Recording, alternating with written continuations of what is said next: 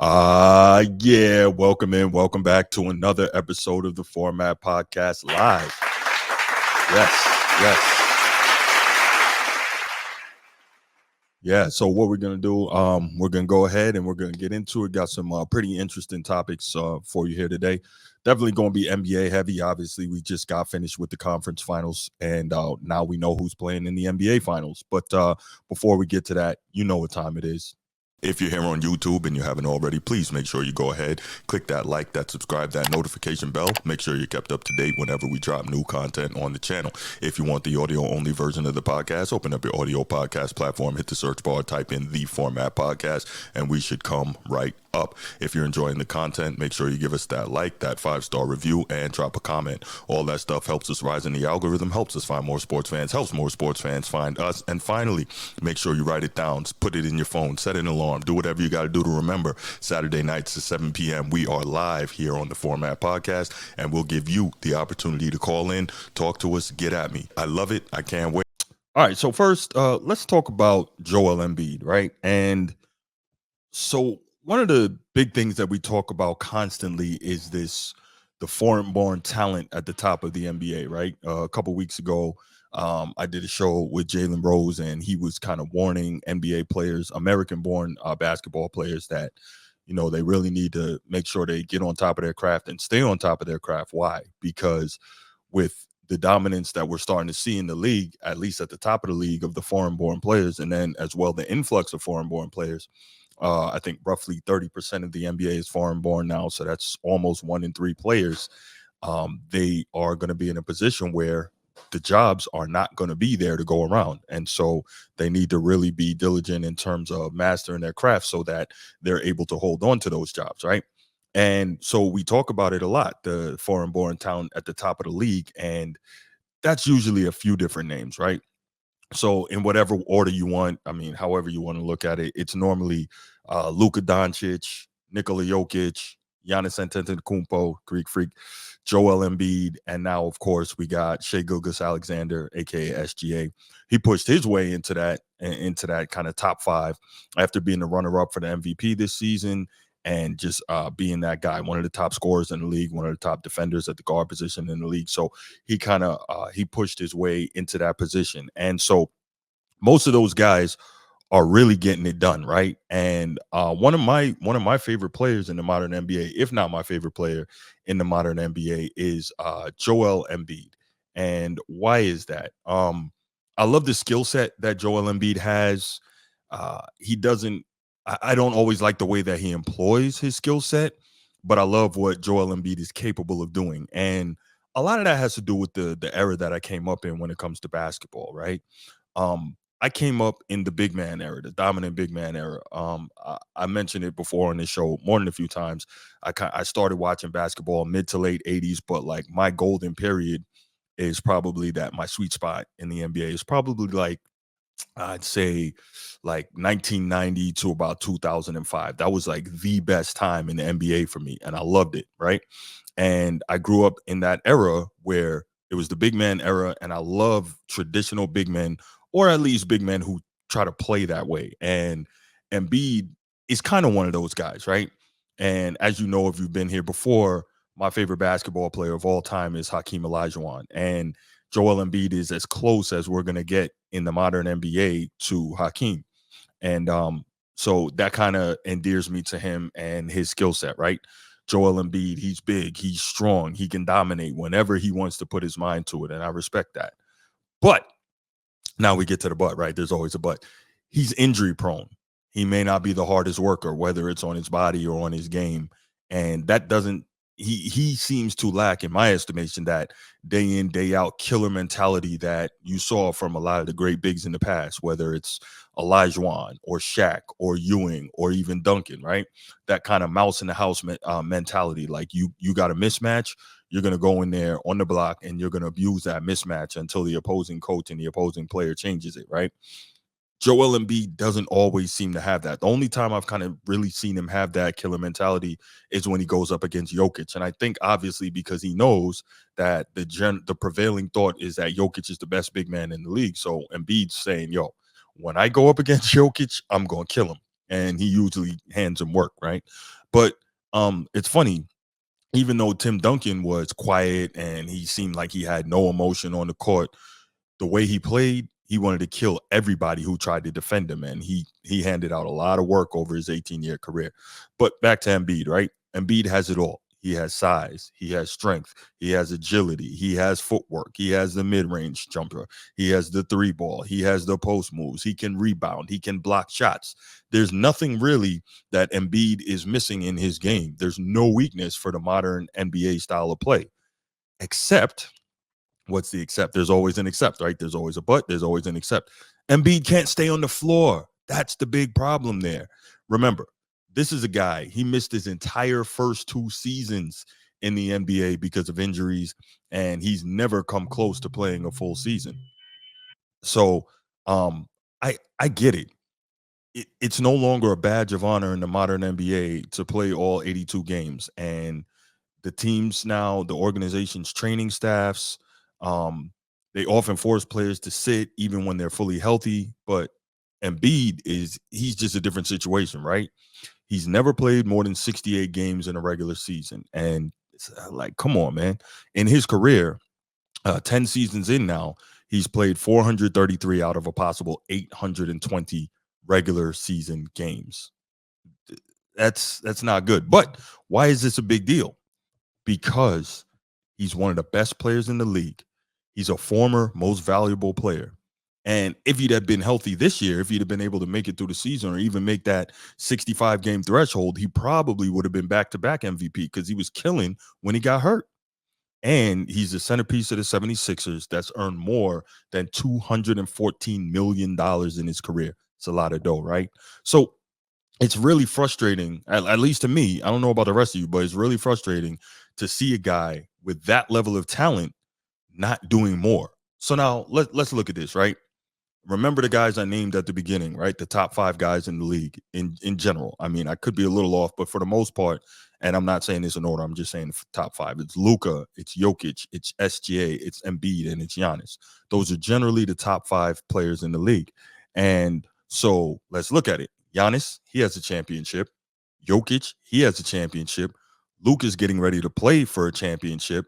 SGA is still only 25, and he's got one of the youngest teams in the league. So he made it to the second round this year, but he hasn't gotten past there yet. Now, Embiid is the only most valuable player in NBA history that's never been to the conference finals. There's something wrong with that. Something about that is not right.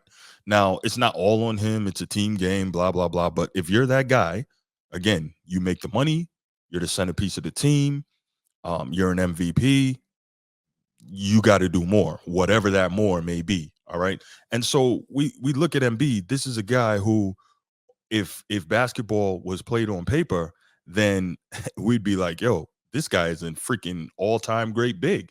You can see right there, he's 28 points per game and 11 rebounds per game for his career. That's all-time stuff.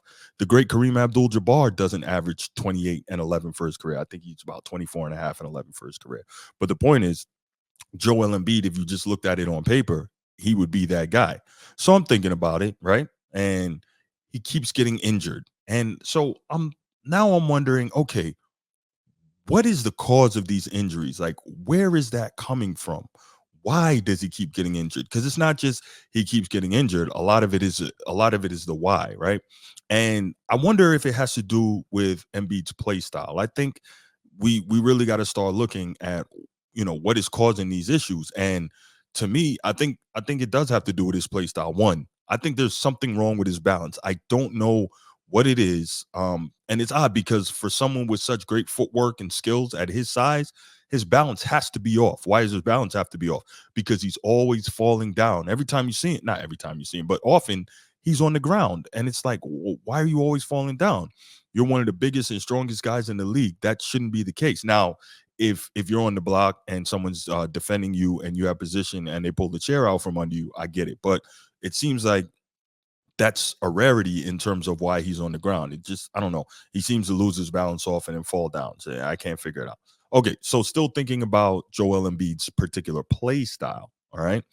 Um, you start thinking part of the reason that he might be getting injured so often is because he's a big, we know he's a big, right? Was he 7'1", 7'2", about 280 pounds, but he seems to want to play like a guard. And now part of that is a function of the modern NBA, and this is the way these guys are coaching him.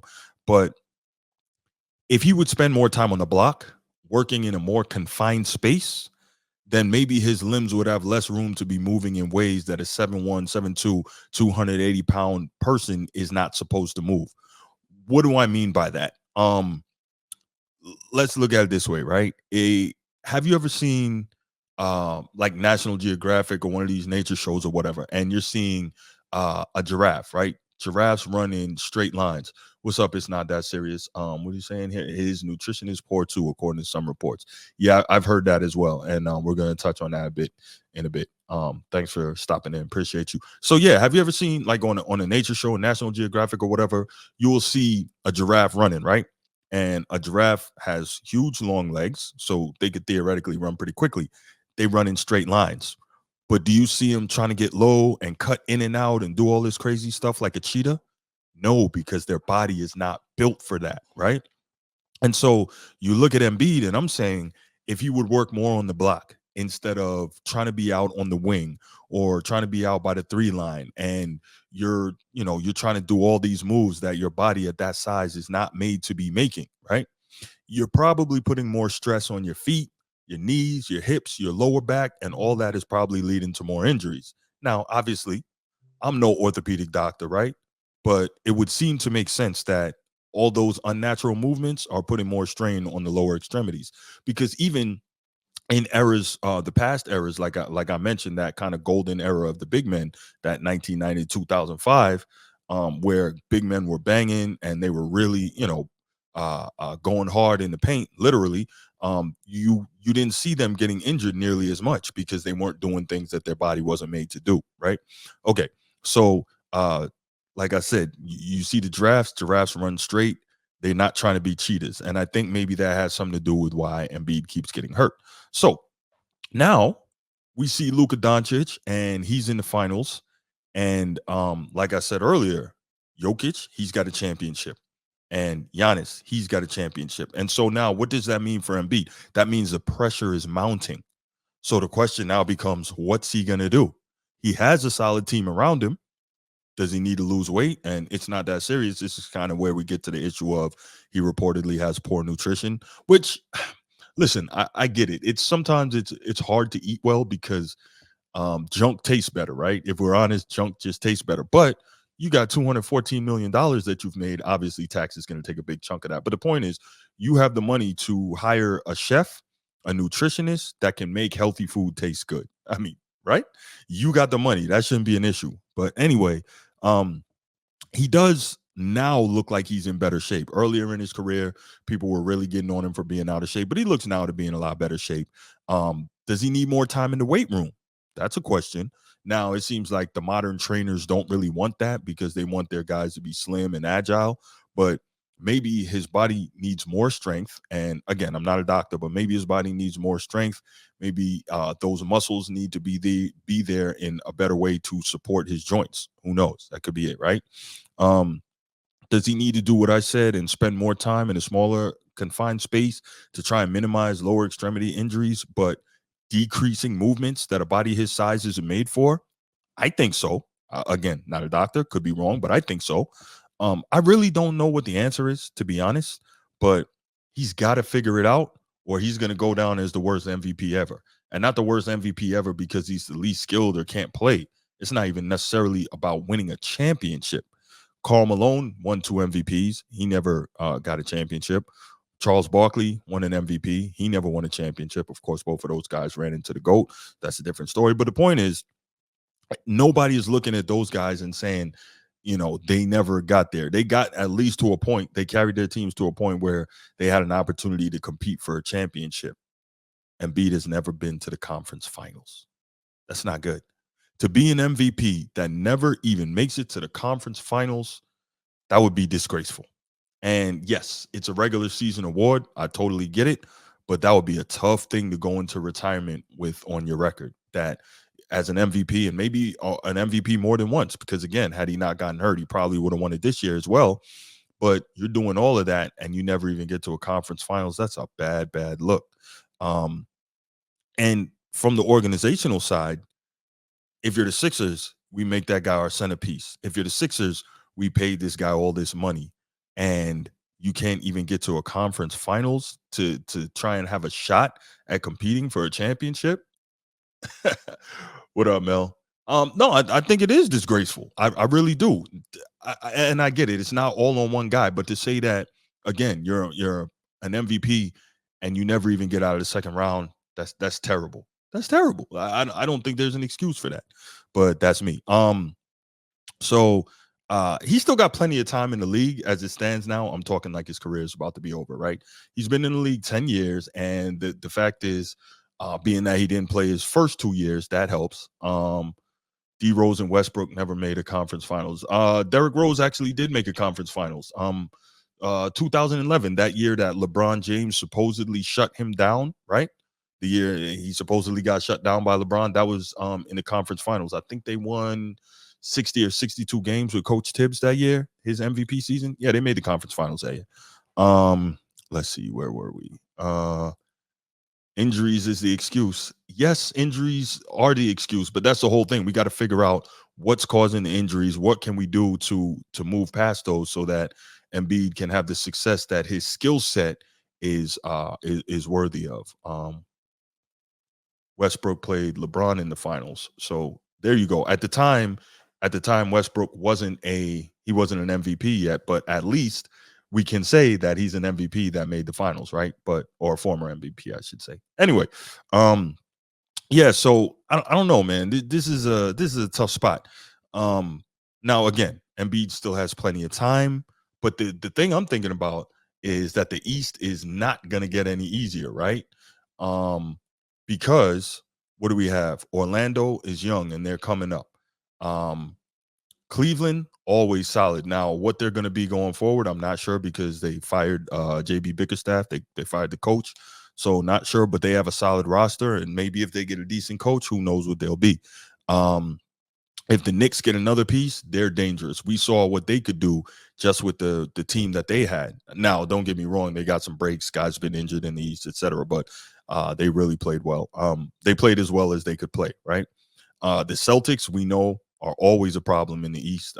This is the second time that the Jason Tatum and Jalen Brown duo has been to the finals now. And I think they've played in like 6 conference finals. So they're always a threat in the East. If Giannis gets healthy and he and Dame can figure this thing out with Glenn the consultant, Doc Rivers, the Bucks can be dangerous. Indiana is well coached.